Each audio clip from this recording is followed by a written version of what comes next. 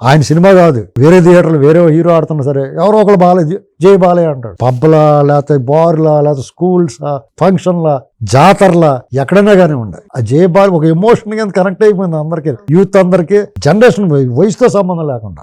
ఇది ఒక గొప్ప ట్రాన్స్ఫర్మేషన్. ఇటువంటి వ్యక్తి ఈ రకంగా అంటే మధ్యలో 90s 2000 సంవత్సరం ఆ ప్రాంతంలో ఈ రకమైన ట్రోల్ అయిన వ్యక్తి 2000 సంవత్సరం తర్వాత కొన్నాళ్ల పాటు విపరీతం ట్రోల్ అయ్యాడు. ఆయన చేశారు, ట్రోల్ చేశారు, ఉద్దేశపూర్వకంగా మనుషులను పెట్టి చేయించారు. అది ఎవరు చేయించారు అనేటువంటిది భగవంతుడు తెలుసు. కానీ ఈ వ్యక్తిలో ఈ రకమైన అంటే ఇప్పుడు సినిమా నటుడిగానేనా కాదు, ఆయన రాజకీయ నాయకుడిగా హ్యాట్రిక్ వరుస విజయాలు ఏంటండి. ఒకసారి గెలవడానికి అప్సపాలు పడుతున్న వాళ్ళు 3 సార్లు పార్టీ అధికారంలోకి రానప్పుడు కూడా గెలిచాడు కదండి. ఇప్పుడు 2019 ఎలక్షన్ లో మహామహులు ఉద్దండ పిండాలు ఓడిపోయారు. ఆ టైంలో కూడా పార్టీ అవతలోడు అప్రతిహత విజయం సాధించినోడు కూడా ఈయన గెలిచాడు, మెజారిటీ ఏమి తగ్గకుండా. పోనీ ఆయన కులబలం ఏమైనా ఉందా అక్కడ? చాలా మైన్యూట్. ఆయన కులబలం ఏమి లేదు అక్కడ. హిందూపురం అనేటువంటిది నందమూరి ఇలాకా అన్నట్టు అయిపోయింది అది.